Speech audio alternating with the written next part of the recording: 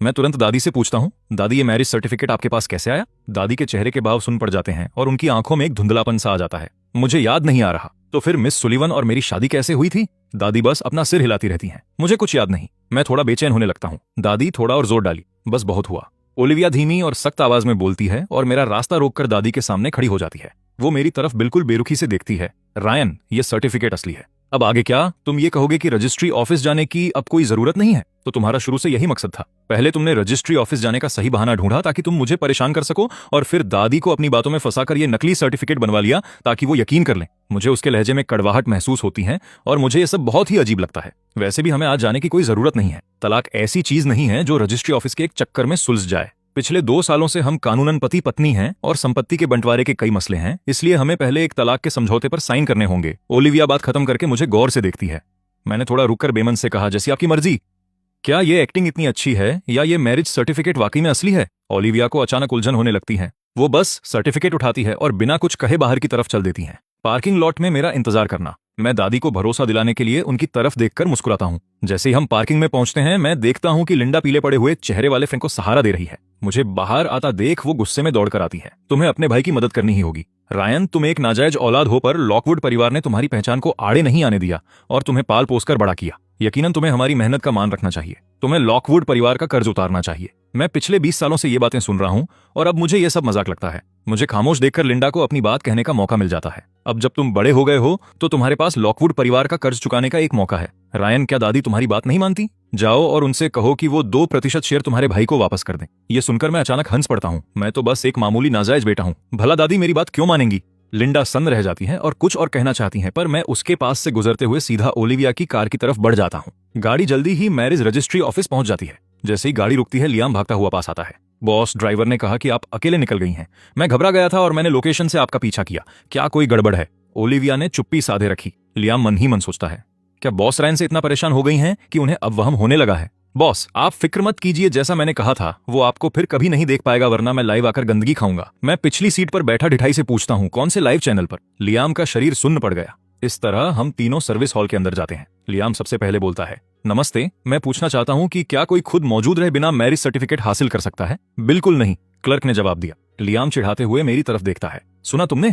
तुमने तो एक नकली सर्टिफिकेट भी तैयार कर लिया था। मैं अभी पुलिस को फोन करके तुम्हारी जालसाजी और छेड़खानी की शिकायत करता हूं, पर तभी ओलिविया सर्टिफिकेट आगे बढ़ा देती है। कृपया चेक कीजिए कि क्या ये मैरिज सर्टिफिकेट असली है। जांच करने के बाद क्लर्क जवाब देता है, ये सर्टिफिकेट असली है। नामुमकिन है। क्या आपने जानकारी दर्ज करने में कोई गलती की है? लियाम चिल्लाया, बकवास है ये। शादी एक गंभीर मामला है। दोनों पक्षों की पहचान की पूरी तरह जांच होती है और घोषणा पत्र पर साइन लिए जाते हैं। मैं तुरंत बोलता हूँ, क्या हम अपने घोषणा पत्र देख सकते हैं? ओलिविया भी सिर हिलाती है। कृपया वो फॉर्म दिखाइए। क्लर्क बेमन से खड़ा होता है। आप दोनों पति पत्नी के तौर पर एक जैसे ही हैं, ठीक है? मैं उन्हें ढूंढ कर लाता हूँ।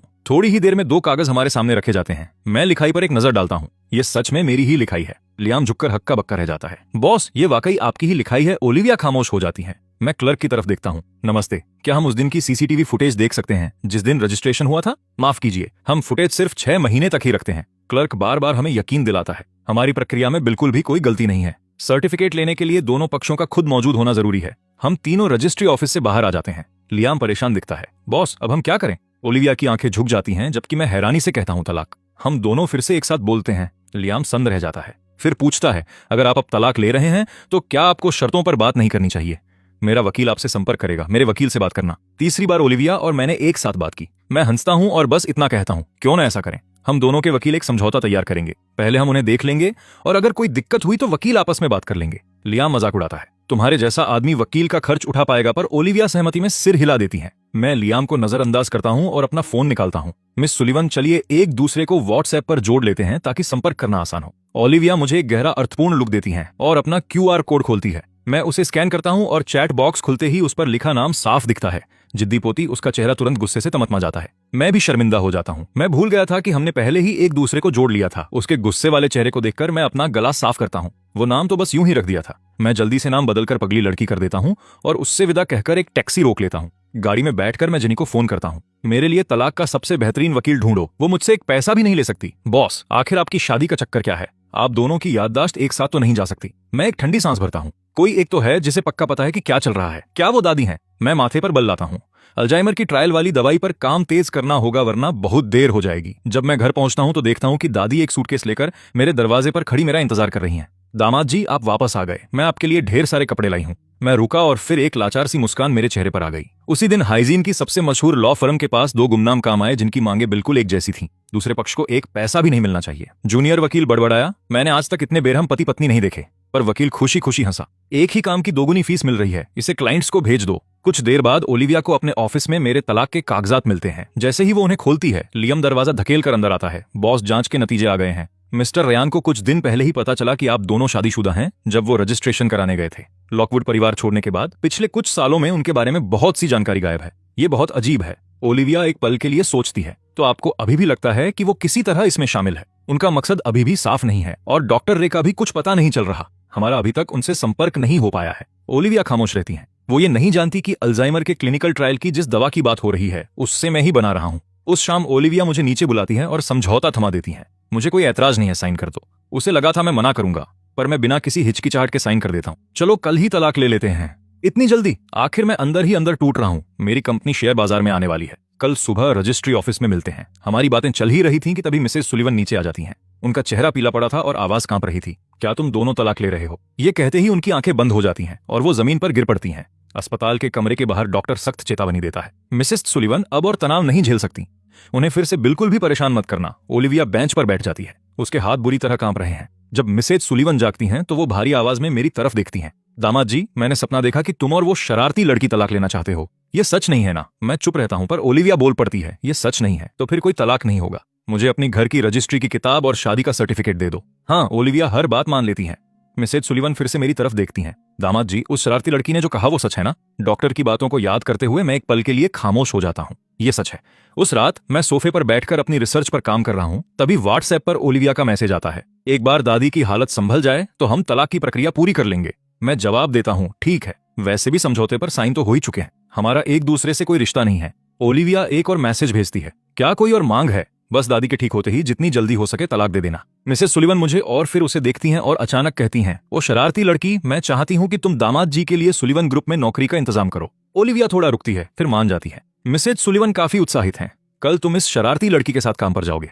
मैं भी मान जाता हूँ। सुलिवन ग्रुप का आर्काइव बहुत बड़ा है, मेरी रिसर्च के लिए जानकारी जुटाने की सबसे अच्छी जगह। फिर ओलिविया लियम के साथ चली जाती है। गलियारे में लियम शिकायत करता है, बॉस, वो जाहिर तौर पर कंपनी में घुसने की कोशिश कर रहा है। आप कैसे मान गई? अगर मैं उस पर नजर नहीं रखूंगी तो वो अपनी असली औकात कैसे दिखाएगा? ओलिविया अस्पताल के कमरे में रूखेपन से कहती है। मिसेज सुलिवन मुझे पास बुलाती हैं। दामाद जी, मैं तुम्हें एक राज बताती हूँ। अगर वो शरारती लड़की तुम्हें परेशान करे तो उसे जवाब देना, उसके इस बेरुखे अंदाज से मत डरना। असल में उसे बिल्लियों से डर लगता है। मेरे चेहरे के भाव जम जाते हैं। मेरी यादों में बचपन की एक लड़की को भी बिल्लियों से बहुत डर लगता था। दामाद जी, तुम्हें बिल्ली पसंद है या कुत्ता?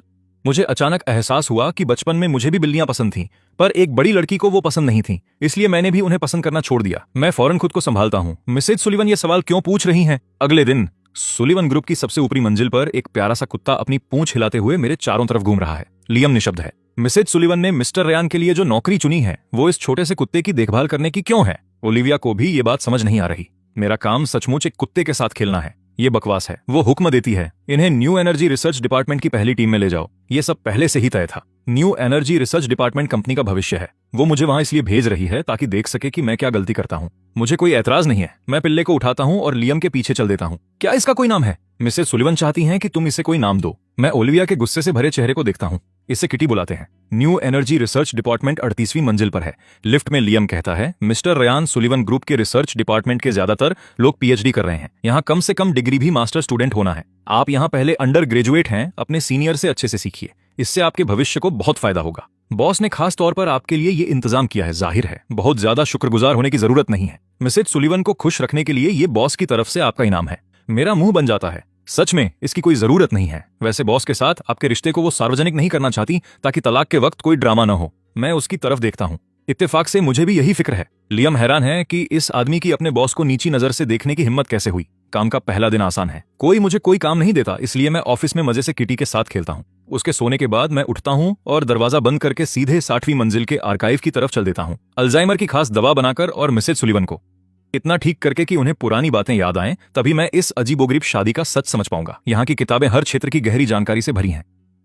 मुझे एक रोमांच महसूस होता है। ऊपरी मंजिल पर ओलिविया को अपनी दादी का मैसेज मिलता है, जिनका नाम अब दादी जिन्हें तनाव नहीं चाहिए है। ओ शरारती लड़की, आज दामाद जी के साथ लंच करना। याद से तुम दोनों की प्यार से खाना खाते हुए एक फोटो भेजना। ओलिविया लाचारी में आह भरती है और घंटी बजाती है। लियम, 2 लंच तैयार करो और ऊपर भेज दो। वो मुझे मैसेज करती हैं, पर मैं काफी देर तक जवाब नहीं देता। 60वीं मंजिल पर मैं किताबों की कतारों के पीछे कुछ ढूंढ रहा हूँ और मेरा ध्यान नहीं जाता कि सिंडी मुझे घूर रही है। मैं ढूंढने में इतना खोया हूँ कि जैसे ही पीछे हटता हूँ किसी से टकरा जाता हूँ। माफ करना। मैं पीछे मुड़ता हूँ तो देखता हूँ कि सिंडी मुझे बड़ी उलझन भरे भावों से देख रही है। रयान, क्या तुम परदादी को खुश करने के लिए ये सब सिर्फ इसलिए कर रहे हो ताकि आंटी ओलिविया के करीब आ सको? मेरे चेहरे के भाव ठंडे पड़ जाते हैं। इससे तुम्हें क्या? आंटी ओलिविया को इतने सालों में कभी किसी मर्द में दिलचस्पी नहीं रही। ये मत सोचना कि तुम अपनी शक्ल से उन्हें फंसा लोगे। वो इतनी छिछोरी नहीं है। देखो, उन्होंने पीछा छुड़ाने के लिए तुम्हें ये मामूली सी नौकरी थमा दी है। मैं तंज कसता हूँ। तो तुम्हारा मतलब है कि इतने समय तक मेरा पीछा करना तुम्हारा छिछोरापन था?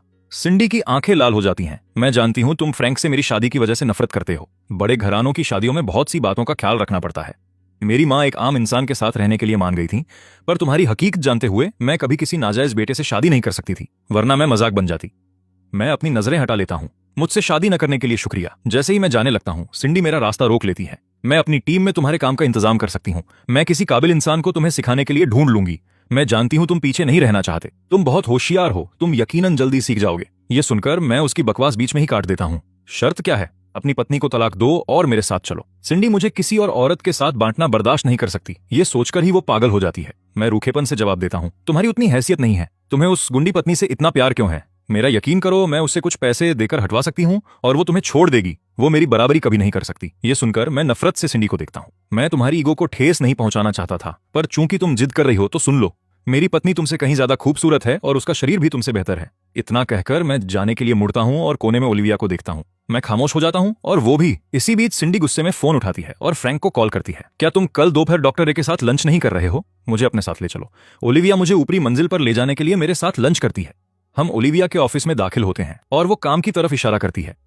मुझे थोड़ा अपराध बोध महसूस होता है। उसके बर्ताव से लगता है कि शायद उसने मेरी बातें नहीं सुनी है ना। मैं ये सोच ही रहा था कि तभी कैमरा चलने की आवाज आती है। ओलिविया शांति से एक फोटो खींचती हैं और उसे दादी को भेजकर पास आती है। मुझे फोटो खींचने की वजह पता है, इसलिए मैं कुछ नहीं पूछता। मैं बस मेज की तरफ देखते हुए बातें करने लगता हूँ। मिस सुलिवन, आपका लंच तो काफी शानदार है। ओलिविया मेरे सामने बैठती है और सलीके से चॉपस्टिक्स उठाती है। आखिर अच्छे शरीर को बनाए रखने के लिए सही पोषण की जरूरत होती है। मैं सुन्न रह जाता हूँ। मेरा चेहरा लाल हो जाता है और मेरी नजर उसकी साफ त्वचा पर पड़ती है। मैं झेंपते हुए खाने का एक हिस्सा पैक करता हूँ। मिस सुलिवन, मुझे अभी याद आया कि मैंने किटी को अभी तक खाना नहीं दिया है। मुझे अब निकलना चाहिए। लंच के लिए शुक्रिया। मैं अच्छे मूड में लंच बॉक्स लेकर वहां से निकल जाता हूँ। काम के बाद ओलिविया ने अपनी दादी को फोन किया। आप अस्पताल में कहाँ हैं?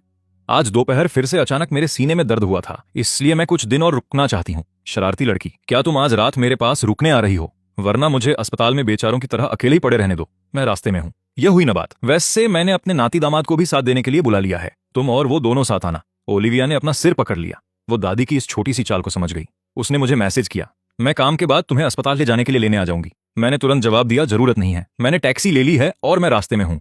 हालांकि वो मुझसे दूरी बनाए रखना चाहती थी, लेकिन मुझे खुद से दूर रहने के लिए इतना अड़ा हुआ देखकर ओलिविया की नाराजगी न जाने क्यों और बढ़ गई। मैं पिल्ले को लेकर वार्ड की तरफ चल पड़ा। थोड़ी ही दूर पर मिसेज लॉकवुड अपना चेकअप कराकर आ रही थी और फ्रैंक ने उनका हाथ पकड़ा हुआ था। वो रयान है ना? वो अस्पताल में क्या कर रहा है? क्या वो बीमार है? मिसेज लॉकवुड ने हिचकिचाते हुए पूछा। फ्रैंक अंदर ही अंदर गुस्से से जल रहा था। पुरानी मिसेज सुलिवन किसी भी मेहमान को अंदर नहीं आने देती, फिर भी उन्होंने रयान को अपने पास रुकने दिया। उसकी आंखों में जलन साफ दिख रही थी। वो जरूर पुरानी मिसेज सुलिवन से मिलने आया होगा। रयान काफी आज्ञाकारी बेटा है, फिर भी नैनी नैसी ने मुंह सिकोड़ लिया। आज्ञाकारी मेरी जूती, वो मेम साहब से मिलने कभी नहीं आया। मेम साहब, आप अभी भी उसका पक्ष ले रही हैं। छोटे मालिक रयान एक एहसान फरामोश लड़के हैं। वो शायद आपको बहुत पहले ही भूल चुके हैं। फ्रैंक भी बीच में बोल पड़ा। मैंने सुना है कि मिस सुलिवन ने उसे सुलिवन ग्रुप में नौकरी दिलवाई है। शायद इसीलिए वो अब पुरानी मिसेज सुलिवन की चापलूसी कर रहा है। नैनी नैसी नफरत से मुस्कुराई। मैम साहब ने उसे पाला है। पालने का एहसान आसमान से भी बड़ा होता है। फिर भी उसने कभी मैम साहब का कर्ज नहीं चुकाया। बस बहुत हुआ, अब चुप हो जाओ, मिसेज लॉकवुड ने उन्हें रोकते हुए कहा। फ्रैंक ने झूठिया भरी। माँ, आप सही कह रही हैं, लेकिन कुछ लोग छोटे से एहसान का बदला भी बहुत बड़ी दरियादिली से चुकाते हैं, जैसे डॉक्टर रे।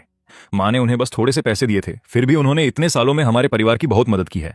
3 साल पहले जब कंपनी दिवालिया होने वाली थी, तब डॉक्टर रे ने हमें सीधे तौर पर एक टेक्नोलॉजी पेटेंट दिया था, जिससे हमारी कंपनी बच गई। नैनी नैसी ने सिर हिलाया। अगर तुलना करें तो डॉक्टर रे रयान से कहीं बेहतर हैं। मैं भी जानना चाहता हूं कि डॉक्टर रे असल में कैसे इंसान हैं। माँ, कल मुझे भी अपने साथ ले चलिएगा। मिसेज लॉकवुड मुस्कुराई और उसका सिर थपथपाया।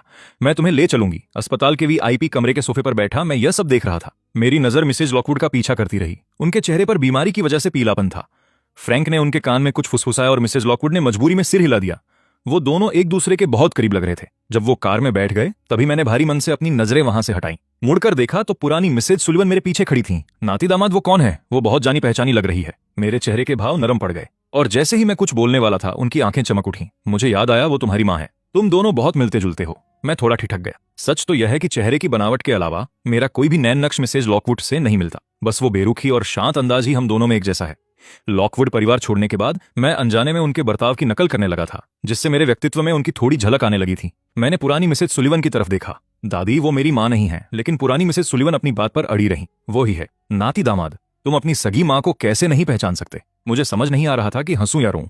शुक्र है कि तभी ओलिविया खाना लेकर आ गई। ओलिविया जो खाना लाई थी वो बहुत शानदार था और साथ में हम तीनों के लिए फल भी थे। जैसे ही पुरानी मिसेज सुलिवन ने उसे देखा, उन्होंने तुरंत त्योरियां चढ़ा ली। नाती दामाद आम नहीं खा सकता, उसे आम से एलर्जी है। मेरे दिल की धड़कन बढ़ गई। मैंने हैरान होकर उन्हें देखा। दादी, आपको कैसे पता? मुझे पहले सच में एलर्जी थी, लेकिन 2 साल पहले यह ठीक हो गई थी और मैंने उन्हें कभी इस बारे में नहीं बताया। पुरानी मिसेज सुलिवन मुस्कुराई। तुमने मुझे पहले बताया था। तुमने कहा था कि जब तुम आम खाते हो तो तुम्हारे चेहरे पर छोटे छोटे लाल दाने निकल आते हैं। मेरे चेहरे पर गंभीरता छा गई। यह पहले की बात कब की है? पुरानी मिसेज सुलिवन फिर से यादों में खो गई। लगता है तुमने मुझे हमारी शादी से पहले बताया था। मेरा दिमाग चकराने लगा। मुझे यकीन है कि मैं शादी से पहले उन्हें नहीं जानता था और न ही मेरी याददाश्त गई है। मैंने जल्दी से पूछा, आपको और क्या याद है? जैसे कि मुझे और ओलिविया को सर्टिफिकेट कैसे मिला? पुरानी मिसेज सुलिवन ने सिर हिलाकर मना कर दिया कि उन्हें याद नहीं है। मुझे ओलिविया की तीखी नजरें महसूस हुई। उसका चेहरा सख्त था। मुझे पता है वो फिर से यही सोच रही होगी कि मेरा कोई गलत मकसद है। मुझे चैन नहीं मिल रहा था, इसलिए मैंने अपने कुत्ते को गोद में उठा लिया। दादी, आप दोनों पहले खाना खा लीजिए, मैं कुत्ते को टहला कर आता हूँ। मैं गैलरी के आखिरी कोने में छिपकर चुपचाप अस्पताल के कमरे की तरफ देखने लगा।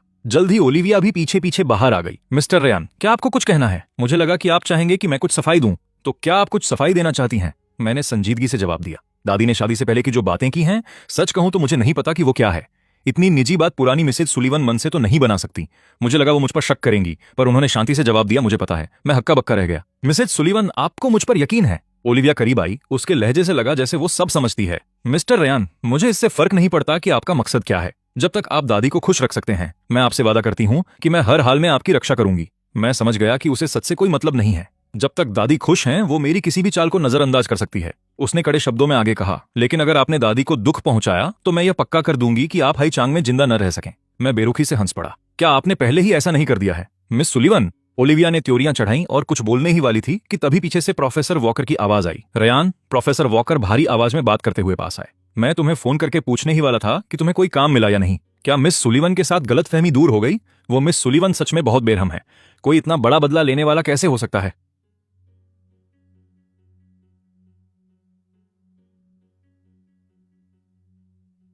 आपकी ग्रेजुएशन की सिफारिश रद्द करना ही काफी नहीं था। उन्होंने तो यहां तक कह दिया कि वो आपको हाई चांग से ही गायब कर देंगी।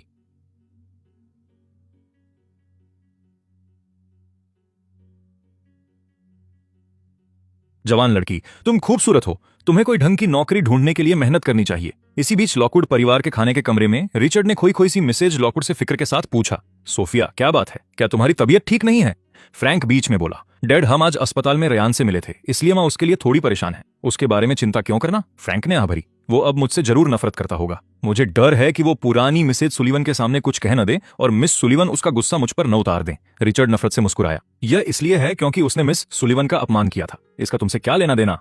तभी रिचर्ड का फोन बजा। वो ओलिविया का असिस्टेंट लियाम था। लियाम, फोन कैसे किया? क्या मिस सुलिवन ने कोई आदेश दिया है? दूसरी तरफ से आवाज बहुत ही ठंडी थी। बॉस ने मुझसे मिस्टर फ्रैंक से यह पूछने को कहा है कि बॉस ने कब कहा था कि वो मिस्टर रेयान लॉकवुड को शहर से गायब करना चाहती हैं। बॉस को तो इस बारे में पता तक नहीं है। रिचर्ड का चेहरा उतर गया। उसने यकीन न करते हुए फ्रैंक की तरफ देखा। लियाम ने आखिरी बात कही, लॉकवुड परिवार को अपने बच्चों को बेहतर संस्कार देने की जरूरत है। फिर उसने फोन काट दिया। उनके बगल में बैठा फ्रैंक चुपचाप अपना सिर झुकाए रहा। मैंने रेयान को मिस सुलिवन को परेशान करते देखा था और मुझे डर था कि वो सिंडी के साथ मेरी सगाई खराब कर देगा। डैड, मेरा वो मतलब नहीं था। सफाई देते हुए फ्रैंक का चेहरा पीला पड़ गया। आखिर रेयान भी तो आपका ही बेटा है। मुझे डर था कि आप उसे ढंग से डांटने की हिम्मत नहीं जुटा पाएंगे। रिचर्ड ने बात बदल दी। मैंने कितनी बार कहा है, मेरे दिल में मेरा सिर्फ एक ही बेटा है और वो तुम हो। रेयान मेरे लिए कौन है? वो तुम्हारी बराबरी कैसे कर सकता है? मिसेज लॉकवुड ने असहमति जताई। रिचर्ड, रेयान आखिर तुम्हारा ही बेटा है। रिचर्ड तुरंत मुड़ा। सोफिया, जब उस वक्त लिंडा ने मेरे खिलाफ चाल चली थी तो मैंने तुम्हारे साथ गलत किया था। उसका बेटा मेरे लिए कुछ नहीं है। मेरे दिल में सिर्फ तुम और हमारा बच्चा है। पास ही एक नौकरानी के रूप में खड़ी लिंडा ने ये बातें सुन ली। उसने नफरत से अपनी मुट्ठी भींच ली। उसकी आंखों में कड़वाहट थी जब उसने रिचर्ड को देखा, जिससे वो बहुत प्यार करती थी। उसका बचपन का यार पड़ोसी लड़का, लेकिन इस आदमी की आंखों और दिल में सिर्फ सोफिया थी। उस समय जब वो गर्भवती हुई थी तो वो अपनी प्रेगनेंसी रिपोर्ट लेकर उसके पास गई थी और कहा था कि वो उसकी रखेल बनकर रहेगी, लेकिन उसने बेरहमी से उसे भगा दिया और कहा कि वो अपनी पत्नी को धोखा नहीं देगा। लिंडा के पास सोफिया के पास जाने और तब तक हंगामा करने के अलावा कोई चारा नहीं था जब तक कि उसे लॉकवुड घर में रहने की इजाजत नहीं मिल गई। इन सभी सालों में रिचर्ड ने उससे कभी ज्यादा बात नहीं की और रयान के साथ ऐसा बर्ताव किया जैसे वो मौजूद ही न हो। किस्मत से उसने दोनों बच्चों को बदल दिया था। लिंडा ने अपना सिर झुका लिया और अपनी छिपी हुई भावनाओं को दबा लिया। रिचर्ड को कभी पता नहीं चलेगा कि जिस फ्रैंक को वो हमेशा सोफिया का बेटा कहता है और इतने सालों से प्यार करता आया है, वो असल में उसका बेटा है। जहां तक रयान की बात है, वो इसी लायक है कि उसे नजरअंदाज किया जाए और दबाया जाए। लेकिन मिसेज लॉकवुड ने जिद में अपना सिर हिलाया। रिचर्ड, अगर फ्रैंक गलत था तो वो गलत था, उसे जाकर रयान से माफी मांगनी चाहिए। रिचर्ड ने त्योरियां चढ़ाई। माफी? मेरा बेटा लिंडा के बेटे से माफी मांगेगा? लिंडा तुरंत बीच में बोली, कोई जरूरत नहीं है। जरूरत नहीं है। लॉकवुड परिवार ने उसे पाला, यही उनका बहुत बड़ा एहसान है।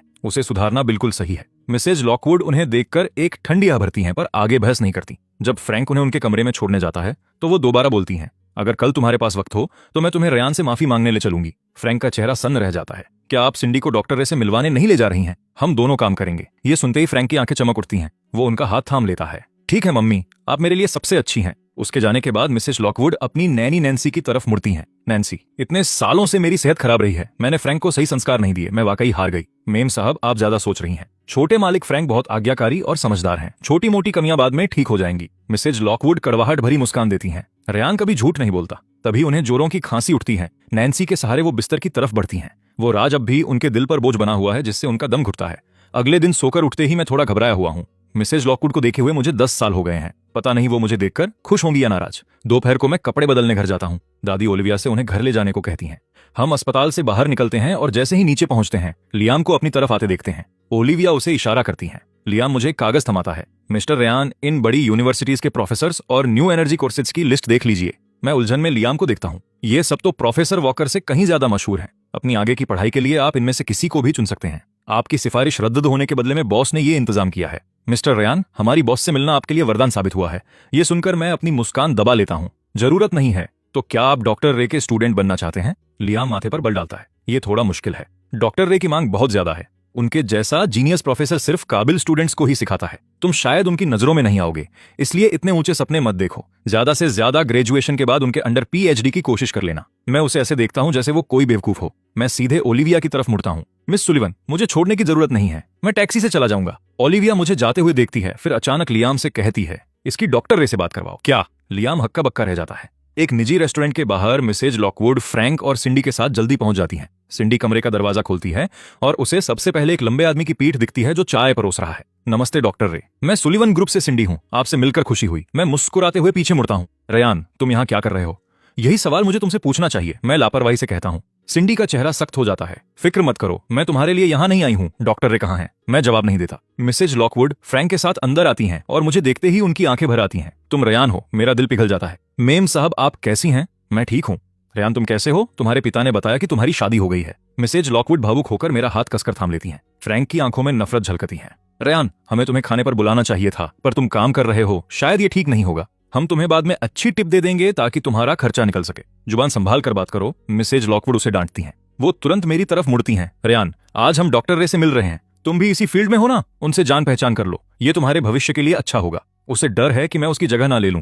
फ्रैंक बात बदलता है। रयान, कल मम्मी ने तुमसे माफी मांगने को कहा था, चलो मैं चाय से ही सुलह कर लेता हूँ। ये कहते ही वो हाथ ढीला करता है और चाय मुझ पर गिरने वाली होती है। मैं फौरन मुड़कर उसे धक्का देता हूँ जिससे प्याला उसी पर गिर जाता है। गर्म चाय से वो जोर से चिल्लाता है। रयान, मैं जानता हूँ तुम मुझसे नफरत करते हो, पर तुम ऐसा कैसे कर सकते हो? वो रोने जैसा मुंह बनाता है। मैं नजरें झुकाकर मासूमियत का नाटक करता हूँ। माफ करना, मैंने तुम्हें देखा नहीं। सिंडी गुस्से में भड़क उठती है। रयान, क्या तुम ग्राहकों की सेवा ऐसे करते हो? तुमने मेहमान को चोट पहुंचाई है, अभी अपने मैनेजर को बुलाओ, मुझे शिकायत करनी है। मिसेज लॉकवुड मेरा बचाव करती हैं। बस बहुत हुआ, हम सब एक ही परिवार हैं। सिंडी बहुत गुस्से में है। रयान को अभी यहां से जाने दीजिए ताकि और झगड़ा ना हो। मिसेज लॉकवुड माफी भरी नजरों से मुझे देखती हैं। रयान, जब वक्त मिले तो घर आया करो, अगली बार मौका मिला तो मैं तुम्हें डॉक्टर रे से मिलवाऊंगी। फ्रैंक फौरन बात बदल देता है। मम्मी, डॉक्टर रे अब तक आए क्यों नहीं? मैं हल्की मुस्कान के साथ कहता हूँ। वो पहले ही यहाँ आ चुके हैं। कमरे में मौजूद तीनों लोग मेरी तरफ मुड़कर देखते हैं। मिसेज लॉकवुड अभी कुछ पूछने ही वाली थी कि अचानक उन्हें जोरों की खांसी आती है और वो मेज पर गिर पड़ती हैं। मेम साहब, मैं उन्हें संभालने के लिए आगे बढ़ता हूँ पर फ्रैंक मुझे धक्का दे देता है। दूर हटो,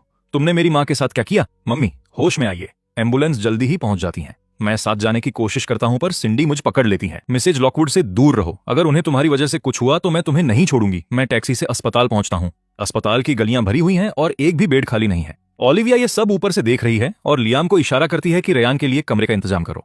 तभी रिसेप्शन से ऐलान होता है कि एक खास वीआईपी कमरा खाली हो गया है। फ्रैंक खुश हो जाता है। सिंडी, वाकई तुम्हारी जान पहचान बहुत तगड़ी है। सिंडी खामोशी से इसका श्रेय ले लेती हैं। सब कमरे के अंदर जाते हैं। मैं पीछे जाने की कोशिश करता हूं पर फ्रैंक दरवाजा रोक लेता है। रेयान, मम्मी को आराम की जरूरत है, उन्हें परेशान मत करो। जैसे ही दरवाजा बंद होता है मैं वहीं खड़ा रह जाता हूँ। मेरा दिल घबराहट से जल रहा है पर अंदर जाने का हक ना होने की वजह से मैं बस बाहर बेंच पर बैठ जाता हूँ। तभी तेजी से कदमों की आवाज आती है। रिचर्ड घबराया हुआ अंदर आता है। जब उसे पता चलता है कि पत्नी ठीक है तो वो फ्रैंक को बाहर ले आता है। रिचर्ड गुस्से में पूछता है, क्या हुआ था? वो अचानक बेहोश कैसे हो गई? फ्रैंक पास में बैठे मेरी तरफ देखता है। रेयान डॉक्टर रे से मिलने की जिद कर रहा था, उसकी सिंडी से बहस हुई और मम्मी परेशान हो गई। रिचर्ड मुझे नफरत से घूरता है। नीच इंसान। बिना कुछ कहे वो मुझे मारने के लिए हाथ उठाता है। मैं हटता नहीं हूं। मेरे दिमाग में बस मिसेज लॉकवुड का उतरा हुआ चेहरा है। शायद जैसा फ्रैंक ने कहा, मेरा होना ही एक बदकिस्मती है, पर चोट का एहसास नहीं होता।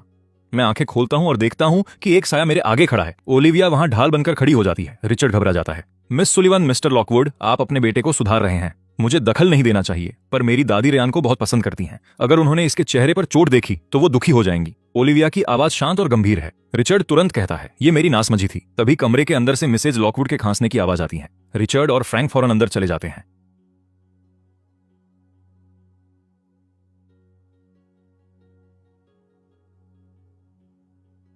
मैं दरवाजे पर खड़ा काफी देर हिचकिचाता हूं और अंदर से उनकी कमजोर आवाज सुनता हूं, मैं ठीक हूं।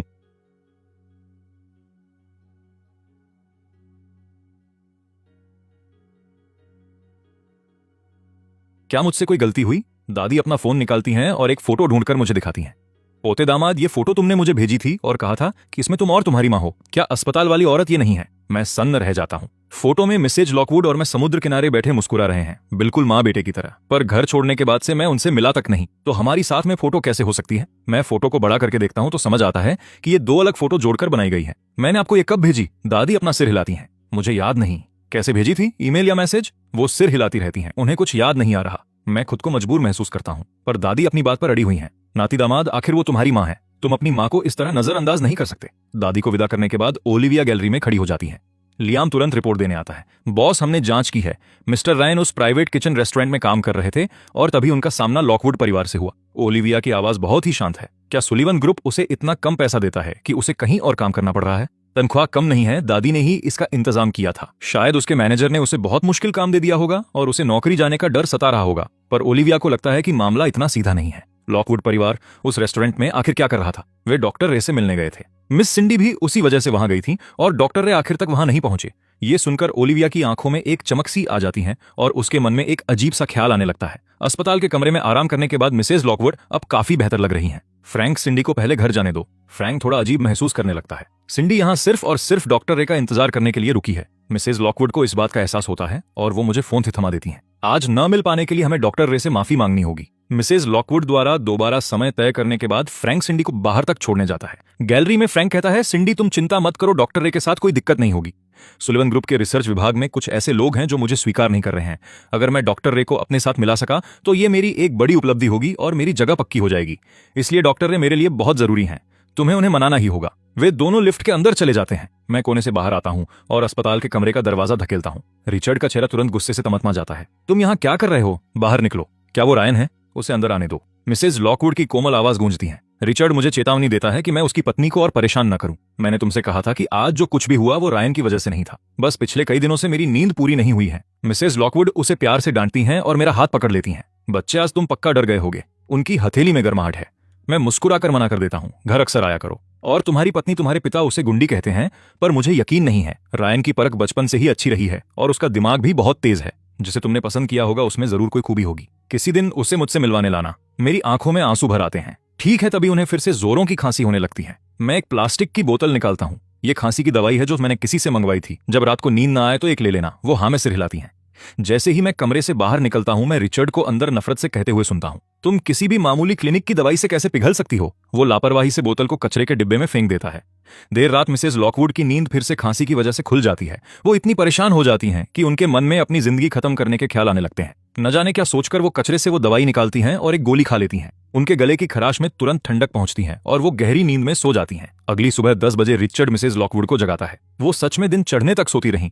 मैडम, डॉक्टर ने कल जो नींद की गोलियां दी थीं उन्होंने वाकई असर दिखाया। आप पूरे 10 घंटे सोईं। नैनी नैसी इतनी खुश हैं कि उनकी आंखें भर आती हैं। नींद की गोलियां कैसी? मिसेज लॉकवुड उलझन में है। नैसी फ्रैंक की तरफ देखती है। सिंडी आपके लिए वो लेकर आई थी। उसने खास तौर पर तेज नींद की गोलियां ढूंढी और उन्हें आपकी दवाई में मिला दिया। उम्मीद नहीं थी कि ये सच में काम करेंगी। मिसेज लॉकवुड थोड़ा रुकती हैं। उन्हें महसूस होता है कि उनका गला अब काफी साफ है, पर उनकी नजर अपने तकिए के पास पड़ी उस बिना लेबल वाली प्लास्टिक की बोतल पर पड़ती है। रिचर्ड अपनी होने वाली बहू की बहुत तारीफ करता है। ये बहू वाकई बहुत लाजवाब है।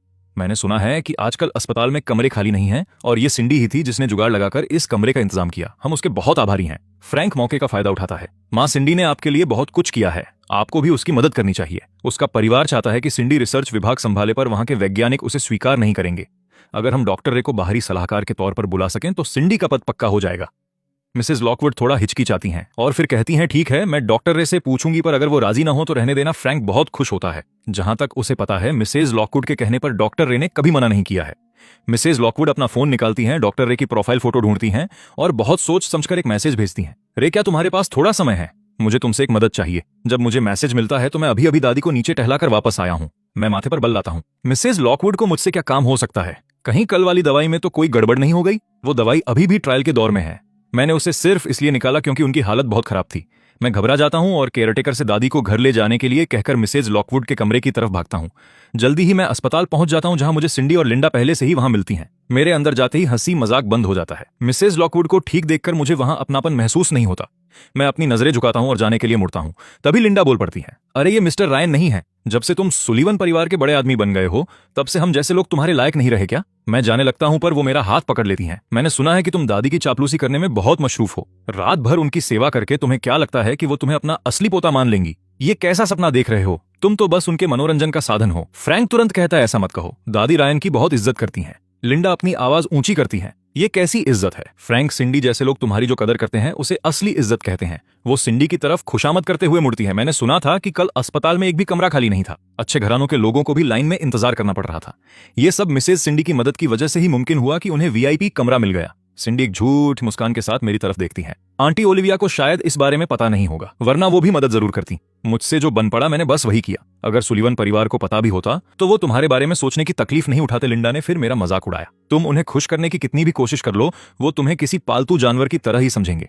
मैं अपनी मुट्ठियां भींच लेता हूं और अस्पताल में बहस नहीं करना चाहता। ओलिविया, जो अभी अभी वहां पहुंची है, हर एक शब्द सुन लेती है और उसका चेहरा गुस्से से भर जाता है। लियाम तुरंत अपनी बॉस का इशारा समझ जाता है। वो अपना गला साफ करता है और सीधे अंदर चला जाता है। मिसेज लॉकवुड, मैं यहाँ सुलीवन परिवार की तरफ से आपका हाल पूछने आया हूँ। क्या ये कमरा आपके लिए आरामदायक है? पूरे कमरे में सन्नाटा छा जाता है। सब सिंडी की तरफ देखते हैं जो सन्न रह गई है। लिंडा पहले तो ठिठक जाती है और फिर मुस्कुराती है। सिंडी, तो ये कमरा सुलीवन परिवार के जरिए तुम्हारी सिफारिश पर मिला है। सिंडी का चेहरा उतर जाता है, पर लियाम मुस्कुराता है। मिस्टर रायन ने बॉस से इसका इंतजाम करने के लिए कहा था। मिस सिंडी, क्या आपने भी बॉस से कुछ कहा था? सिंडी का मन करता है कि वो कहीं जमीन में गड़ जाए। मैंने बहुत लोगों को फोन किया था, मुझे गलतफहमी हो गई थी। फ्रैंक अपनी मुट्ठियां भींच लेता है, उसे बहुत अपमानित महसूस हो रहा है। मिसेस लॉकवुड उस अजीब से माहौल को ठीक करती हैं। सुलीवन परिवार का शुक्रिया अदा करना। ये कमरा बहुत आरामदायक है। जब मैं बेहतर महसूस करूंगी तो मैं दादी से मिलने जरूर आऊंगी। लियाम कहता है, अगर आप ठीक हैं तो मिस्टर रायन को चिंता नहीं होगी और दादी भी खुश होंगी।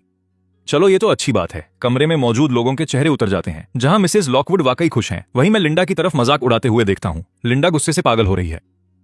ए बदतमीज लड़के, तुम किस बात पर इतना इतरा रहे हो? चुप हो जाओ, रिचर्ड गुस्से में डांटता है। मेरी पत्नी बीमार है और उसे आराम चाहिए। तुम यहाँ क्या चिल्ला रही हो? अभी घर जाओ। लिंडा मुझे नफरत भरी नजरों से देखती है, अपना चेहरा छुपाती है और वहां से भाग जाती है। मैं बिस्तर की तरफ देखता हूँ। मैडम, कल रात आपको नींद कैसी आई? मिसेज लॉकवुड अनजाने में कंबल के नीचे उस दवाई की छोटी बोतल को कसकर पकड़ लेती हैं। मैं बहुत अच्छी तरह सोई। इतने सालों बाद मुझे इतनी अच्छी नींद आई है। ये तो बहुत अच्छी बात है। अब मैं चलता हूँ। लियाम और मैं कमरे से बाहर निकलते हैं। ओलिविया दीवार से टिककर खड़ी अपना फोन देख रही है। रोशनी और साये में उसका चेहरा बहुत ही शांत लग रहा है। मुझे बाहर आता देख वो कुछ कहती है। दादी तुम्हारे लिए परेशान थी, इसलिए उन्होंने जिद की कि मैं खुद आकर देखूं। भले ही उसकी आवाज में बेरुखी थी, पर मेरा दिल भर आया। शुक्रिया। तभी कमरे का दरवाजा खुलता है और सिंडी और फ्रैंक बाहर आते हैं। मुझे और ओलिविया को साथ खड़ा देखकर फ्रैंक ऐसे घबरा जाता है जैसे उसने किसी दुश्मन को देख लिया हो। सिंडी तुरंत पूछती है, आंटी ओलिविया, आप यहाँ क्या कर रही हैं? ओलिविया की आंखों में एक चमक आ जाती है। मुझे नहीं लगता कि मुझे कहाँ जाना है, इसका जवाब तुम्हें देने की जरूरत है। इतना दबाव महसूस करके सिंडी की हथेलियों में पसीना आने लगता है। वो जलन भरी नजरों से ओलिविया की तरफ देखती है। आंटी, आप इतने समय से अस्पताल में बड़ी दादी की देखभाल कर रही हैं। क्या आपके पति को बुरा नहीं लगता? मैं थोड़ा उलझन में हूँ। मैंने ओलिविया की तरफ देखा और मुस्कुराते हुए कहा, उन्हें बुरा नहीं लगना चाहिए। सिंडी के चेहरे के भाव पूरी तरह बदल जाते हैं। ओलिविया अचानक बोलती है, चलो वापस कमरे में चलते हैं, दादी इंतजार कर रही हैं। मैं धीरे से मुस्कुराता हूँ। चलो चलते हैं। हम मुड़कर वहां से निकल जाते हैं और पीछे सिंडी की आंखों में गुस्सा साफ दिखता है। वो मिसेज लॉकवुड के कमरे में वापस आती है। बिस्तर ठीक करते हुए वो चौंक कर कहती है, बेड पर गोलियों की ये बोतल क्यों रखी है? रिचर्ड, क्या ये वही बिना लेबल वाली गोलियां नहीं है जो रेयान ने दी थी? हाँ। तुमने इसे दोबारा क्यों उठाया? मैंने कल रात एक गोली ली थी और उसका असर हुआ था। मिसेज लॉकवुड समझाती हैं, नामुमकिन है, ये पक्का उन नींद की गोलियों का ही असर था। रिचर्ड वो दवा छीन लेता है। उसकी गोलियां पता नहीं कहां से खरीद कर लाया होगा। क्या होगा अगर इनसे आपको नुकसान हो गया तो? उस पर भरोसा मत कीजिए। मैं आज रात ये गोलियां नहीं लेने दूंगा। देखते हैं कि असल में कौन सी दवा काम करती है। उसी रात काफी देर गए मिसेज लॉकवुड को फिर से जोरों की खांसी उठती है और वो रुकने का नाम नहीं लेती। नैन्सी ने वो सो कॉल्ड चमत्कारी नींद की गोलियां हाथ में ली, पर पता चला कि वो तो बिल्कुल भी काम नहीं कर रही। खांसते खांसते मिसेज लॉकवुड का चेहरा लाल हो गया है। नैन्सी फौरन बाहर भागती है और मेरी दवा लेकर आती है। जैसे ही वो दवा देने वाली होती है, फ्रैंक उसका हाथ पकड़ लेता है। माँ, क्या ऐसा हो सकता है कि इन गोलियों की वजह से खांसी और बढ़ गई हो?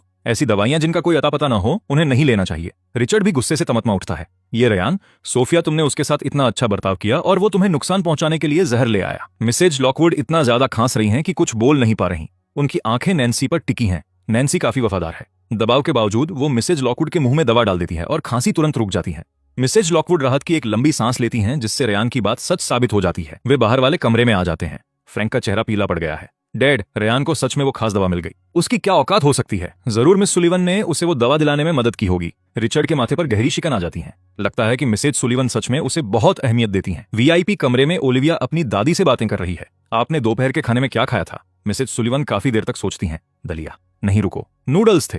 वो शरारती लड़की, सही कहा ना? ओलिविया मुस्कुराती है और हाँ में सिर हिलाती है, पर उसका दिल बैठ जाता है। खाने में तो चावल थे। दादी फिर से भूल गई। उनकी याददाश्त और भी कमजोर होती जा रही है। मैं आलस भरे अंदाज में बोलता हूँ, दादी, कल ओलिविया ने किस रंग के बुंदे पहने थे? मिसेज सुलिवन फौरन जवाब देती हैं, मुझे याद है, ये शरारती लड़की काफी शौकीन है। कल इसने हीरे के कफलिंग्स पहने थे और उससे पिछले दिन नीले रंग के थे। वो नीले बुंदे मैंने ही तो उसे खरीद कर दिए थे। मैं एक खास इशारे के साथ ओलिविया की तरफ देखकर धीरे से मुस्कुराता हूँ। दादी अपनी पसंद की चीजों को बहुत अच्छे से याद रखती हैं। ओलिविया मुझे देखती है। मैं बीन बैग पर पसर कर फोन चला रहा हूँ। मैं काफी आराम से बैठा हूँ, ये जानते हुए कि मेरी बातें उसे दिलासा देने के लिए थीं। उसके परेशान दिल को थोड़ा सुकून मिलने लगता है। मिसेज सुलिवन अचानक हंसने लगती हैं। दामाद जी, मैंने जो कहा वो सब सही था ना? मैं सिर हिलाता हूँ। जी हाँ। वो शरारती लड़की देखा तुमने? मेरे दामाद जी को तो ये भी याद है कि तुम रोज क्या पहनती हो। वो वाकई तुम्हारा ख्याल रखते हैं। उनके दिल में तुम्हारे लिए जगह है। मैं सुन्न रह जाता हूँ। मेरी याददाश्त बस काफी तेज है। मैंने जानबूझकर इसे याद नहीं किया था। मैं सफाई देने ही वाला हूं, पर ओलिविया कंप्यूटर को घूर रही है और हमें नजरअंदाज कर रही है। जिस बात पर मेरा ध्यान नहीं गया वो ये थी कि उसके कान शर्म से लाल हो रहे थे। मैं फोन पर अपनी रिसर्च जारी रखता हूँ। अल्जाइमर की दवा के आखिरी पड़ाव का रास्ता अभी भी साफ नहीं है। मैं थोड़ा टहलने के लिए खड़ा होता हूँ। जैसे ही मैं टहलने के लिए नीचे पहुंचता हूँ, कोई मेरे कंधे पर हाथ मारता है। मैं पीछे मुड़ता हूँ। ये लिंडा का जुआरी भाई है, मेरा कहने को मामा लेरी। रेयान, बहुत समय बाद दिखे। मैं पीछे हट जाता हूँ। तुम यहाँ क्या कर रहे हो? मैंने सुना है कि तुम्हारी सुलिवन परिवार से काफी नजदीकियां बढ़ गई हैं। आजकल मेरे पास पैसों की थोड़ी तंगी चल रही है। क्या तुम मुझे कुछ उधार दे सकते हो? मैं तंज कसता हूँ। पैसे नहीं है। तुम उस बुढ़िया की इतनी सेवा कर रहे हो और उसने तुम्हें अब तक कोई पैसा नहीं दिया। मैं अपनी आंखें सिकोड़ता हूँ। अभी तक तो नहीं, शायद बाद में दे दे। लैरी धूर्तता से मुस्कुराता है। जब ऐसा हो तो तुम्हें मुझे कुछ पैसे देने होंगे। अगर तुम काफी पैसे दोगे तो तुम्हारा ये मामा तुम्हें एक राज बता सकता है। वो दबे स्वर में हंसता है और चला जाता है। मैं तिरस्कार से हंसता हूँ। तभी मेरा फोन बजता है। मैं देखता हूँ कि मिसेज लॉकवुड का फोन आ रहा है। इस बीच अस्पताल के एक दूसरे कमरे में फ्रैंक देखता है कि डॉक्टर रे का काफी देर से कोई जवाब नहीं आया है और सिंडी उस पर काफी दबाव डाल रही है। इसलिए जब मिसेज लॉकवुड सो रही होती हैं तो वो उनका फोन उठा लेता है। कॉन्टैक्ट्स में वो रे का नाम ढूंढता है और कॉल कर देता है। कॉल जुड़ जाती है। मैं अपना गला साफ करता हूँ। हेलो मिसेज लॉकवुड, क्या कुछ बात है? फ्रैंक सुन रह जाता है। रेयान, वो हैरानी से घूरता है। वो इस आवाज को पहचानने में कभी गलती नहीं कर सकता। मेरा दिल बैठ जाता है और मेरी आवाज सख्त हो जाती है। फ्रैंक, तुम्हारे पास मिसेज लॉकवुड का फोन क्या कर रहा है? क्या ये तुम्हारा नंबर है? वो हकला रहा है। तुम क्या बकवास कर रहे हो? फ्रैंक को अचानक एहसास होता है कि मेरा निकनेम भी रेही है। मिसेज लॉकवुड कभी कभी मुझे इसी नाम से बुलाती हैं। वो राहत की एक लंबी सांस लेता है। फ्रैंक फिर एक जहरीले लहजे में बात करता है। मैं बस तुम्हें यह बताना चाहता था कि भले ही तुम मिसेस सुलिवन के जरिए मिस सुलिवन तक पहुंच गए हो, पर तुम उनके लिए सिर्फ एक खिलौने से ज्यादा कुछ नहीं हो। मिस सुलिवन शादीशुदा हैं, पर मैं अलग हूं। मैं भविष्य में सिंडी से शादी करने वाला हूं और सुलिवन परिवार का दामाद बनूंगा। तो फिर बधाई हो, पर बड़े घरानों में सिर्फ भावनाएं काफी नहीं होती। मेरे पास डॉक्टर रे जैसा तुरुप का इक्का है, इसलिए मैं कभी नहीं हारूंगा। यह सुनकर मैं सीधे फोन काट देता हूं और मेरा मुंह बन जाता है। मैं कब से फ्रैंक का तुरुप का इक्का बन गया? उसके तुरंत बाद मेरे डॉक्टर रे वाले अकाउंट पर एक नोटिफिकेशन आता है। ये फिर से फ्रैंक ही है। मैं उसे स्पीकर पर डालता हूँ। फ्रैंक का लहजा अब काफी सम्मानजनक है। नमस्ते डॉक्टर रे, आपको परेशान करने के लिए माफी चाहता हूँ। मैं सोफिया का बेटा फ्रैंक बोल रहा हूँ। सुलिवन ग्रुप आपको अपनी रिसर्च टीम में शामिल होने के लिए बुलाना चाहता है। मेरी माँ की भी यही ख्वाहिश है। क्या आप इसमें दिलचस्पी रखते हैं? मैं उसे रूखेपन से बीच में ही टोक देता हूँ। मैं सिर्फ उन्हीं कंपनियों के लिए काम करता हूँ जो मिसेज लॉकवुड के नाम पर हैं। फिर मैं फोन काट देता हूँ। सोमवार को मैं काम के लिए सुलिवन ग्रुप वापस जाता हूँ। जैसे ही मैं अस्पताल से निकलकर टैक्सी रोकने की कोशिश करता हूँ, एक गाड़ी मेरे पास आकर रुकती है। ओलिविया सीधे देखते हुए कहती है, अंदर बैठो, दादी चाहती हैं कि मैं तुम्हें काम पर छोड़ूं। ओलिविया मेरी तरफ देखती है। हमें एक फोटो चाहिए। मैं पिछली सीट पर बैठ जाता हूँ और वो सेल्फी लेने के लिए अपना फोन उठाती है। मैं मुस्कुराते हुए हाथ से जीत का निशान बनाता हूँ। ओलिविया एक पल के लिए सुध-बुध खो देती है। कंपनी पहुंचकर मैं सीधे 60वीं मंजिल के आर्काइव की तरफ जाता हूं। इसी बीच रिसर्च डिपार्टमेंट में एक प्रमोशन का ऐलान हो रहा है कि सिंडी को वाइस प्रेसिडेंट बनाया जा रहा है क्योंकि उसने कथित तौर पर डॉक्टर रे को मना लिया है। ऊपरी मंजिल के ऑफिस में लियम मेरे बारे में बताता है। सुलिवन ग्रुप से जुड़ने की उसकी असली वजह रिसर्च से जुड़ी जानकारी देखना है। उसने पूरी सुबह लाइब्रेरी में बिताई है और दोपहर का खाना भी नहीं खाया है। ओलिविया की आंखों में चमक आ जाती है। वो अकेले ही मुझे ढूंढने नीचे जाती है। न्यूरोसाइंस वाली अलमारी के पास मैं सबसे ऊपर की शेल्फ तक पहुंचने के लिए सीढ़ी पर चढ़ रहा हूं। किताब मिलते ही मैं बहुत खुश हो जाता हूं, पर मेरा पैर फिसल जाता है और मैं सीधे ओलिविया के ऊपर गिरता हूं। ये एहसास होते ही कि वो कौन है, मैं जल्दी से खड़ा होता हूं। माफ करना, मेरा वो मतलब नहीं था। ओलिविया को संभलने में थोड़ा वक्त लगता है। वो बेरुखी का दिखावा कर रही है, पर उसके कान लाल हो चुके हैं। माहौल काफी अजीब है, इसलिए मैं बहाना बनाकर वहां से खिसक जाता हूं। जाने से पहले मैं उस जरूरी किताब को एक छिपे हुए कोने में रख देता हूं। जब मैं दोपहर में लाइब्रेरी वापस आता हूं तो देखता हूं कि किताब वहां नहीं है। मैं पूरी तरह हैरान हूं। फिर मुझे एहसास होता है कि पूरी कंपनी में सिर्फ एक ही इंसान है जो उस किताब को ले सकता है। सबसे ऊपरी मंजिल पर ओलिविया न्यूरोसाइंस की उस मुश्किल किताब के पन्ने पलट रही है और उसके माथे पर बल पड़े हैं। लियम उसके पास आकर बड़बड़ाता है, रेयान को वाकई एहसानों की कदर नहीं है। वो यहाँ काम करने भी नहीं आता। सही कहा, वो यहाँ कभी काम करने आया ही नहीं था। ओलिविया सहज भाव से जवाब देती है। लियम पूछता है, क्या हमें ये किताब वापस कर देनी चाहिए? ओलिविया अपनी उंगलियों से किताब थपथपाती है और उसे आज की मेरी वो उम्मीद भरी आंखें याद आती हैं। उसे न जाने क्यों सीने में एक गर्माहट महसूस होती है। अभी नहीं, छुट्टी के बाद गाड़ी बेसमेंट की पार्किंग में खड़ी होती है। लियम पूछता है, बॉस क्या चले, जल्दी नहीं है? ओलिविया के हाथ में वो भारी सी किताब है। जब मैं गाड़ी में बैठ जाता हूं तभी वो ऊपर देखती है और कहती है, चलो। लियम दंग रह जाता है। बॉस ने तो मिस्टर रेयान के साथ जाने का कोई इंतजाम नहीं किया था। अस्पताल वापस पहुंचते ही जैसे ही हम वीआईपी कमरे के पास पहुंचे, हमें लिंडा की चापलूसी भरी आवाज सुनाई दी। बूढ़े मिस्टर सलीवन, मैं खास तौर पर आपसे मिलने आई हूं। हमारा रिश्ता ही कुछ ऐसा है। बूढ़ी मिसेज सलीवन ने उसे घूरते हुए रास्ता रोक लिया। निकल जाओ यहाँ से। अगर तुम नहीं गई तो मैं तुम्हें पिटवा दूंगी। लिंडा ने जबरदस्ती मुस्कुराने की कोशिश की। मैं रेयान की मां हूं। क्या आप उसे सबसे ज्यादा प्यार नहीं करती? उसके खातिर आपको मेरे साथ ऐसा नहीं करना चाहिए। तुम उसकी मां नहीं हो, बूढ़ी मिसेज सलीवन ने कड़ाई से कहा। मिसेज लॉकवुड उसकी मां है। लिंडा के तुरंत पसीने छूट गए। उसने अनजाने में ही पूछ लिया, आपको कैसे पता? वो बुरी तरह डरी हुई है। बच्चों की अदला बदली की बात सिर्फ उसे और उसके भाई लैरी को पता थी। बूढ़ी मिसेज सलीवन इतनी यकीन से कैसे कह सकती हैं? ओलिविया और मुझे देख लिंडा ने खुद को संभाला और थर्मल फ्लास्क थमा दिया। रेयान मासूप लाई है। मिसेज सलीवन का ख्याल रखना मुश्किल काम है। ठीक होने के लिए इसे पियो।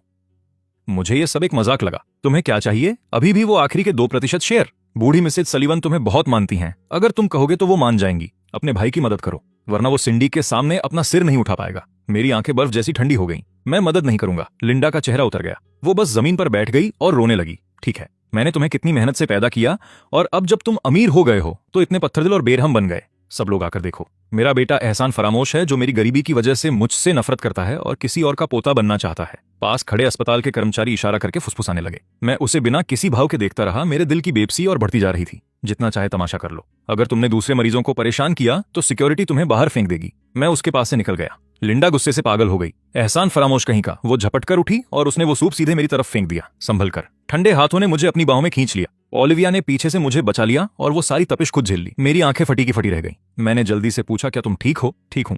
उसने माथे पर बल लिए घबरा कर भागती लिंडा को देखा। कमरे में आते ही बूढ़ी मिसेज सलीवस ने उसके कपड़े पकड़ लिए। ओलिविया, जल्दी उतारो इसे। मुझे देखने दो तुम कितनी बुरी तरह जली हो। क्या छाले पड़े हैं? क्या दर्द हो रहा है? रेयान के दामाद, आओ और दवा लगाओ। बूढ़ी मिसेज सलीवन ने दवा मेरे हाथ में दी और सबको बाहर निकाल दिया। मैं इसे तुम्हारे भरोसे छोड़ रही हूँ। कमरे में अब सिर्फ हम दोनों थे।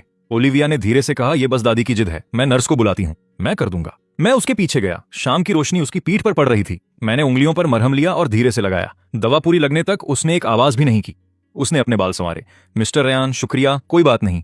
सच तो यह है कि तुम्हें मुझे बचाने की जरूरत नहीं थी। अगर तुम्हें चोट लगती तो दादी बहुत दुखी होती। ओलिविया ने एकटक मेरी तरफ देखा। क्या तुम भूल गए कि इस वक्त तुम मेरे पति हो? मेरी धड़कन एक पल के लिए थम गई। ओलिविया अब कुछ अलग लग रही थी। मैं जरा बाहर जा रहा हूँ। किस लिए? बदला लेने। मेरा इरादा लिंडा को ढूंढने का था, लेकिन गलियारे में मुझे फ्रैंक और अंकल लैरी दिखे। लैरी अपने हाथ मलने लगा। प्यारे फ्रैंक, मेरे पास पैसों की थोड़ी कमी है। फ्रैंक ने अपने गुस्से को दबाया। मैं तुम्हें इस महीने का खर्चा पहले ही दे चुका हूँ। मेरी बर्दाश्त खत्म हो रही है। अगर तुमने पैसे नहीं दिए तो मैं सारा सच उगल दूंगा। रेयान तो इसके लिए बड़ी रकम देगा। मैंने ठंडी आवाज में दरवाजा खोला।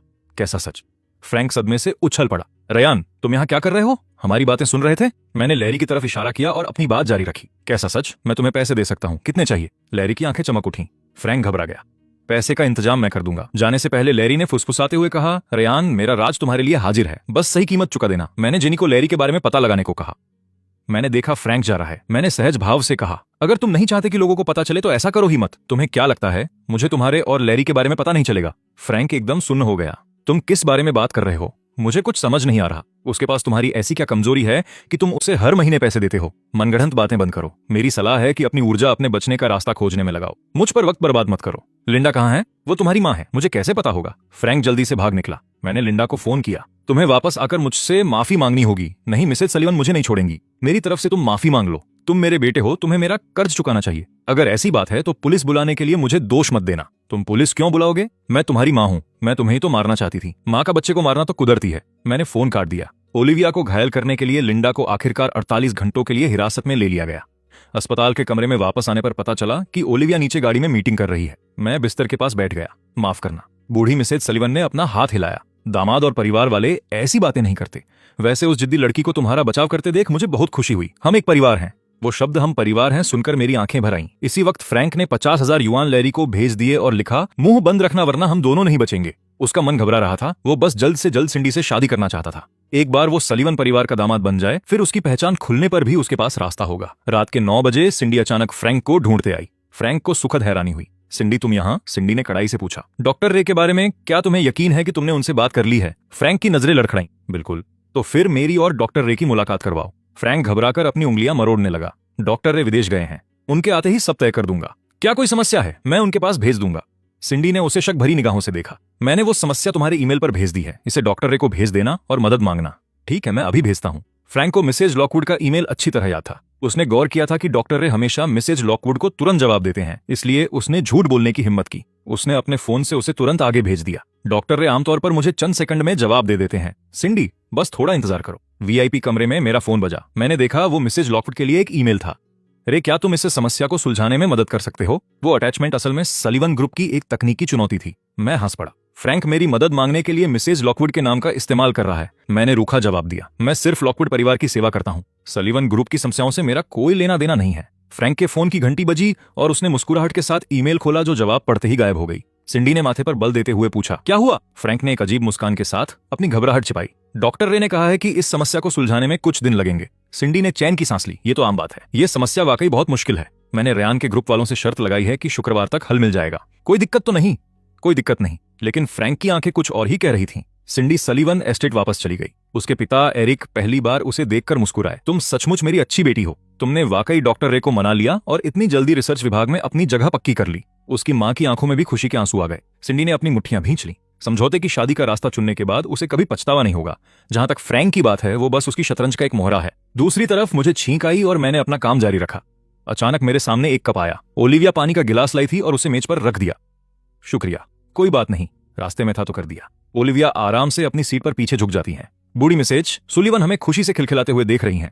वो अभी से अपने पड़पोते का नाम रखने के लिए शब्दकोश पलट रही हैं। अगले दिन R&D विभाग में सिंडी ने मुझे ब्रेक एरिया में रोक लिया। आज रात ऊर्जा उद्योग की एक नई कॉन्फ्रेंस है। इसमें आने वाला हर कोई उद्योग का बड़ा खिलाड़ी है। सुना है डॉक्टर रे भी वहां आएंगे। मैं अपनी चाल धीमी नहीं करता। तो सुलीवन ग्रुप के पास निमंत्रण कार्ड हैं। मैं तुम्हें वहां ले जा सकती हूं ताकि तुम नए लोगों से मिल सको। जी नहीं शुक्रिया। मैं बिना पीछे मुड़े दफ्तर की तरफ चल देता हूं। टीम लीड लिन तंज कसती है।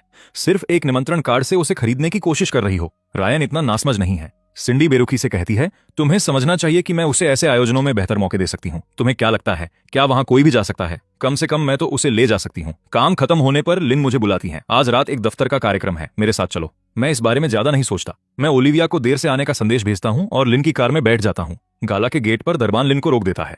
माफ कीजिए मिस लिन, सुलीवन ग्रुप ने आज के मेहमानों के नाम दे दिए हैं। आपका नाम लिस्ट में नहीं है। सिंडी शैंपेन का गिलास लिए बाहर आती है और अपनी आंखें सिकोड़ती है। टीम लीड लिन, टीम बी के काम को देखते हुए मुझे लगा आप नहीं आएंगी, इसलिए मैंने लिस्ट से आपका नाम हटवा दिया। अब नाम जोड़ना मुश्किल है। आपको वापस चले जाना चाहिए। लिन गुस्से से उबल पड़ती हैं। सिंडी, ये तो हद है। तुम्हें मेरा नाम हटाने का क्या हक है? मैं रिसर्च एंड डेवलपमेंट विभाग की उपाध्यक्ष हूँ। बेशक मैं तुम्हारे फैसले ले सकती हूँ। सिंडी मेरी तरफ मुड़ती है। रायन, क्या तुम्हें अब सब साफ दिख रहा है? मेरी मंजूरी के बिना तुम इस दरवाजे के अंदर पैर भी नहीं रख सकते। मैं शांति से ऊपर देखता हूँ। सच में मैं जेनी द्वारा भेजा गया डिजिटल निमंत्रण निकालता हूँ और उसे दरबान को थमा देता हूँ। क्या मैं अब अंदर जा सकता हूँ? दरबान एक नजर देखता है और सम्मान के साथ पीछे हट जाता है। कृपया अंदर आइए। मेरे फोन पर वो खास निमंत्रण कार्ड देखकर सिंडी का चेहरा पूरी तरह उतर जाता है। तुमने किस हैसियत से ये निमंत्रण कार्ड हासिल किया? ये तुम्हारा काम नहीं है। मैं स्क्रीन बंद करता हूँ और लिन से कहता हूँ चलिए। लिन बेहद खुश है। अंदर जाकर जब मैं बड़े दिग्गजों से मिल रहा होता हूँ तभी फ्रैंक और सिंडी वहां आते हैं। फ्रैंक को देखते ही कुछ बड़े अधिकारी उसे घेर लेते हैं। मिस्टर फ्रैंक, आखिर डॉक्टर रे कब तक आएंगे? हम उनसे मशविरा करना चाहते हैं। फ्रैंक दिखावटी विनम्रता के साथ सबका ध्यान अपनी ओर खींचता है। आज मैं सिर्फ अपनी मंगेतर के साथ आया हूं। सिंडी इस मौके का फायदा लोगों से जान पहचान बढ़ाने में करती है। लिन को किनारे कर दिया गया है और वो मुझे धीरे से कहती है, जेनी थोड़ी देर में यहां होंगी, शर्माना मत, निडर होकर उनसे बात करना। बहुत से लोग उनसे मिलना चाहते हैं। मैं अपनी मुस्कुराहट दबा लेता हूं। मैं बाद में तुम्हें मिलवा दूंगा। लिन को लगता है कि मैं डिंगे मार रहा हूं। तभी गेट पर शोर मचने लगता है। जेनी आ गई है। फ्रैंक भरोसे के साथ अपना सूट ठीक करता है और मेरी तरफ आता है। रायन, क्या तुम चाहते हो कि मैं तुम्हें डायरेक्टर जेनी से मिलवाऊं? सिंडी तंज कसते हुए कहती है, तुम्हें लगता है जेनी शक्ल देखकर बात करती हैं? कितने ही सुंदर लोग उसके पास आए और उसने किसी को भाव नहीं दिया। अपनी खूबसूरती पर इतना गुमान मत करो। उसकी बात पूरी होने से पहले ही जेनी हवा के झोंके की तरह उनके पास से निकल जाती है। पूरे कमरे की हैरान निगाहों के बीच वो भागते हुए मेरे पास आती है। बॉस, आप यहाँ क्या कर रहे हैं? ये देखते ही वहां सन्नाटा छा जाता है। फ्रैंक का आगे बढ़ा हुआ हाथ हवा में ही रुक जाता है। उसकी मुस्कुराहट गायब होने से पहले ही खौफ में बदल जाती है। सिंडी के तो होश ही उड़ जाते हैं। डायरेक्टर जेनी, क्या आपको कोई गलतफहमी हुई है? फ्रैंक हकलाता है। ये रायन है, हमारे परिवार का एक मामूली सा आदमी। जेनी उसकी तरफ देखती तक नहीं। उसकी आंखें सिर्फ मुझ पर टिकी हैं। बॉस, मैंने आपको बुलाने के लिए दर्जनों ईमेल भेजे, पर आपने हमेशा कहा कि आप व्यस्त हैं, तो आप यहाँ चोरी छिपे आए हैं। मैं लाचारी से मुस्कुराता हूँ। मैं यहाँ एक लीडर के साथ किसी निजी काम से आया हूँ। बॉस, सिंडी चीखती है, उसकी आवाज फटने लगती है। जेनी, तुम इसे बॉस कह रही हो? क्या ये वही रायन नहीं है जिसकी बीवी एक गुंडी है? जेनी बेरुखी से मुड़ती है। उसकी आंखें छुरियों की तरह चुभ रही हैं। मिस सिंडी, अपनी जुबान संभालो। तुम्हारे सामने वो शख्स खड़ा है जिसे सब ढूंढ रहे हैं, महान डॉक्टर रे, जो कभी दुनिया के सामने नहीं आए। भीड़ में एक दबी हुई आग गूंज उठती है। नामुमकिन। फ्रैंक अपना आपा खो देता है और मेरी तरफ इशारा करते हुए चिल्लाता है, डॉक्टर रे तो इतने वक्त से मेरी मां के संपर्क में थे। वो ये नाजायज बेटा कैसे हो सकता है? रायन, तुमने जेनी को क्या लालच दिया? मैं आगे बढ़ता हूं और उसे ठंडी नजरों से देखता हूं। फ्रैंक, तुमने ईमेल भेजने के लिए मिसेज लॉकवुड का फोन चुराया था। क्या तुम्हें लगा मुझे पता नहीं चलेगा? वो बात कि मैं सिर्फ लॉकवुड परिवार की सेवा करता हूं, क्या तुम्हें वो अभी नहीं मिला?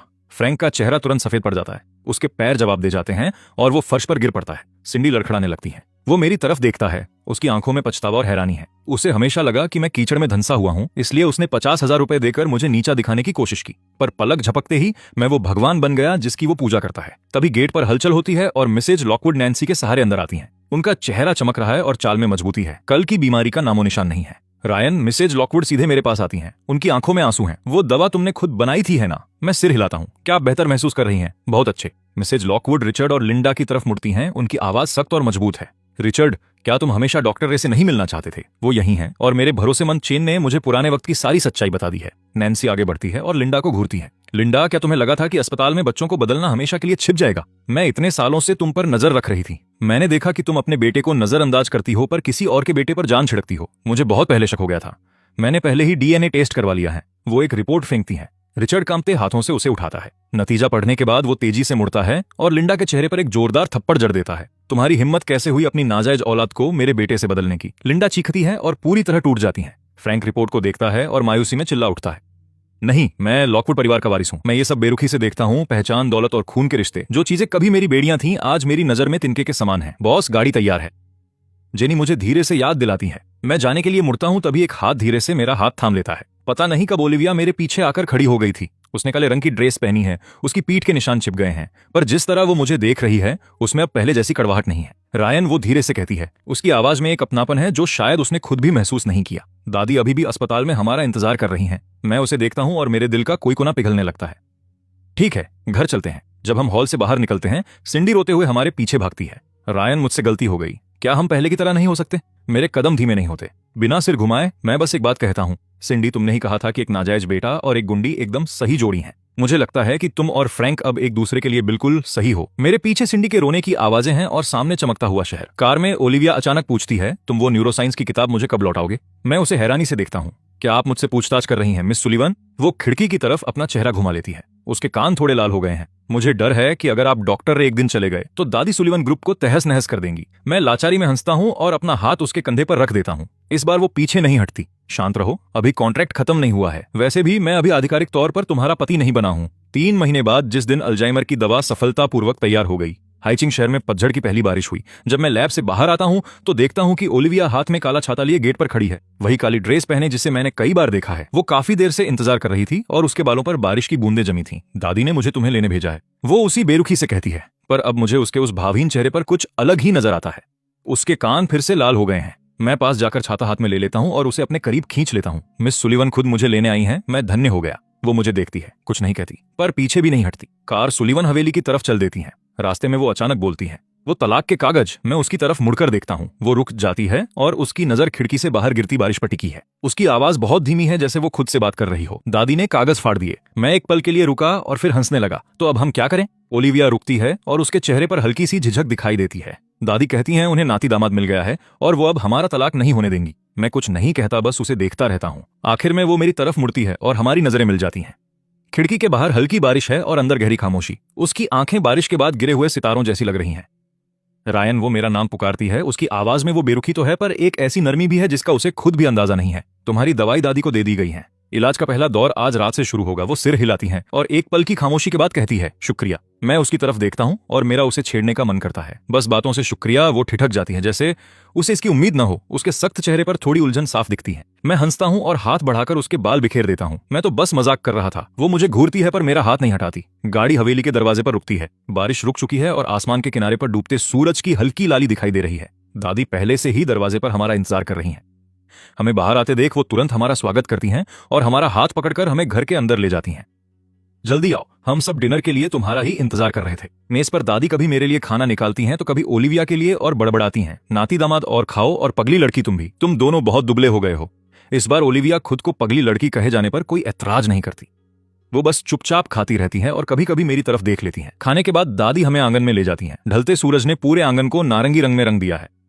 दादी अचानक कहती हैं, नाती दामाद, पगली लड़की, मैं तुम दोनों को कुछ बताना चाहती हूँ। ओलिविया और मैं एक साथ उनकी तरफ देखते हैं। दादी मुस्कुरा रही हैं, पर उनकी आंखों में एक अलग ही चमक है। मुझे सब याद आ गया। मैं सन्न रह गया। तुम दोनों को मैरिज सर्टिफिकेट कैसे मिला? मुझे सब याद आ गया है। तो असल में हमारा मैरिज सर्टिफिकेट दादी ने ही बनवाया था। हमें पता भी नहीं चला और उन्होंने हमारा नाम दर्ज करवा दिया था। दादी मुस्कुराती हैं, नाती दामाद, तुम मुझे दोष तो नहीं दोगे? मैं ओलिविया और फिर दादी को देखकर हंस पड़ता हूं। मैं आपको दोष नहीं देता। दादी संतोष के साथ सिर हिलाती हैं, हम दोनों को देखती हैं और अचानक पूछती हैं, तो फिर तुम दोनों शादी कब कर रहे हो? ओलिविया से अब और बैठा नहीं गया और वो तुरंत उठकर जाने लगती है। दादी उसे पकड़ लेती हैं, तुम कहां भाग रही हो? तुम्हारी तो शादी हो चुकी है, अब शर्माना कैसा? मैं मुस्कुराते हुए ये सब देख रहा हूं। मुझे अचानक महसूस होता है कि मैं हमेशा से ऐसी ही जिंदगी चाहता था। ओलिविया आखिरकार दादी की पकड़ से खुद को छुड़ा लेती हैं। वो मेरे पास आती है और धीरे से कहती है, चलो यहाँ से। मैं दादी को विदा कहता हूँ। वो मुस्कुराकर हाथ हिलाती हैं और चुपके से मुझे एक पर्ची थमा देती हैं। गाड़ी में बैठकर मैं वो पर्ची खोलता हूँ जिस पर लिखा है, नाती दामाद, अगर ये पगली लड़की तुम्हें सताए तो मुझे बताना, मैं इसे देख लूंगी। मैं हंस पड़ता हूँ। ओलिविया देखने के लिए मेरी तरफ झुकती है। उसे पढ़ने के बाद वो 2 सेकंड के लिए चुप रहती है और फिर कहती है, दादी की लिखाई बहुत अच्छी है। मैं उसकी तरफ मुड़ता हूँ। वो मेरी आंखों में झांकती है और अचानक पूछती है, रायन, तुम क्यों हंस रहे हो? मैं संजीदगी से कहता हूँ, अपनी किस्मत पर। वो ठिठक जाती है, क्या? मैंने कहा, बिना एक पैसा खर्च किए मुझे पत्नी मिल गई। भले ही ये सब झूठ था, पर अब लगता है कि ये सच होने वाला है। वो मुझे देखती है और फिर खिड़की की तरफ मुड़ जाती है, पर उसके होठों पर हल्की मुस्कान है। गाड़ी धीरे धीरे रात के अंधेरे में आगे बढ़ रही है और शहर की रोशनियां खिड़की के बाहर से गुजर रही हैं। ओलिविया, मैं उसे पुकारता हूँ, क्या कल तुम्हारे पास समय है? वो मेरी तरफ मुड़ती है। मैं मुस्कुराते हुए उसकी तरफ देखता हूँ। चलो उस तलाक के समझौते को फाड़ देते हैं। वो 2 सेकंड के लिए चुप रहती हैं और फिर धीरे से अपनी सहमति दे देती है। उसकी आवाज बहुत धीमी है, पर किसी भी वादे से ज्यादा गहरी। बाहर रात गहरा रही है, पर मेरे लिए ये अभी शुरू ही हुई है।